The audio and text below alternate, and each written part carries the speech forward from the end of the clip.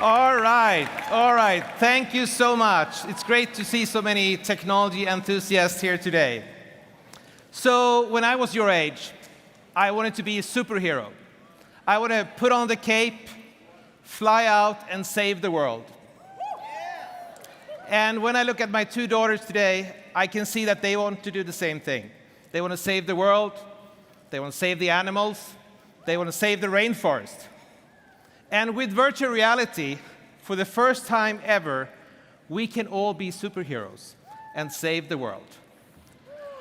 We are at the dawn of a new reality. And in this reality, I believe that we will take the best of humanity, our beliefs, our hopes, our passions, and mix it up with the latest technology, virtual reality, augmented reality, artificial intelligence, and the latest of 5G networks. And we will do this to create a world that we want to become true. I believe virtual reality is going to change the world for all of us. Every consumer, for you as students, for everyone in the business area. And the magic with virtual reality is that things that are impossible are now going to be possible. So think about, what would you do if you could be anyone? If you could go anywhere, and if you could do anything? Because that is what virtual reality can do. I believe that the one area where virtual reality will have its biggest impact is in education and learning. And the reason for that is that we will use all of our senses when it comes to having these experiences. And I want to give you a quick example.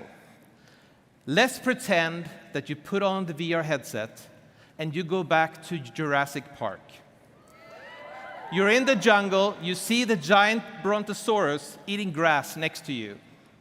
You hear the roar of the T-Rex. The brontosaurus lifts its head, looks very afraid, and starts to move. Actually, the entire forest starts to move past you because the T-Rex is coming very fast, and you are also, by this time, running. This little experience took 10 seconds, but let's think about what you learned during these 10 seconds. You learned what some of these dinosaurs are eating, how big they are, how fast they are, who's afraid of who. In these 10 seconds, you created memories that will last a lifetime. How long do you think it will take you to read this in a book and learn the same thing? So it's a very, very effective medium with a higher recall than anything out there, than ever before. So I want to come to the third chapter. You have technology, networks, and the third pillar is artificial intelligence. So recent advancements in artificial and machine learning have made tremendous progress the past couple of years. Today, artificial intelligence is primarily used for very specific tasks where the computer is really good. And we still have some years to go before we have these self-aware AIs that's trying to kill us that we see in Hollywood movies. We're not really there yet. However, the direction is very clear and very fast. I want to tell you a little story about this. 30 years ago, in 1985, my chess hero was Garry Kasparov. He was 22 years old, and he had just become the world champion. This year, he was in Hamburg, and he was asked to play a simile game, where he was supposed to play 32 computers, the best computers at the time, at the same time. So him, 32 computers at the same time. How many games do you think he won? He won all of them. And no one was really surprised because computers can't really think and play games of chess anyway. 10 years later, when this picture was taken in 1997, IBM's computer, the Big Blue, beat him, and the world was devastated that a computer had beaten the world's best or the greatest championship. Today, on your mobile phone, if you have a chess game, that chess game would beat the IBM's Big Blue. So a lot of things has happened.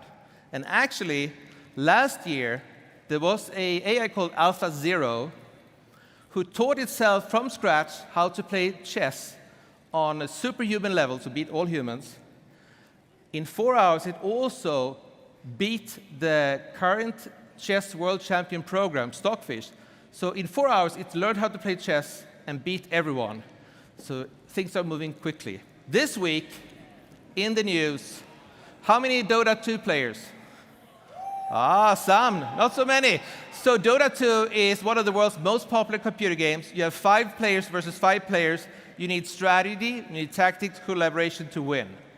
So the AI from OpenAI actually starting to be now the world's best players. So things are moving really quickly. And I believe that you are coming into a world where we will have an AI revolution. We will have an AI revolution much like we had the Industrial Revolution. And listen very carefully now. The Industrial Revolution happened because we harnessed power and distributed that to any device and any person through the electricity network. So anything could get power. If you were hammering something, you could add electricity and have a machine do it. What's going to happen now is that we're going to harness intelligence and distribute that to all machines, all people, all robots, all devices through the internet. So everything is going to be much, much smarter. And that's going to change the world. There will be a lot of new companies coming up, but there will be a lot of companies going away. A lot of new jobs, but a lot of jobs going away. And that's going to be your future.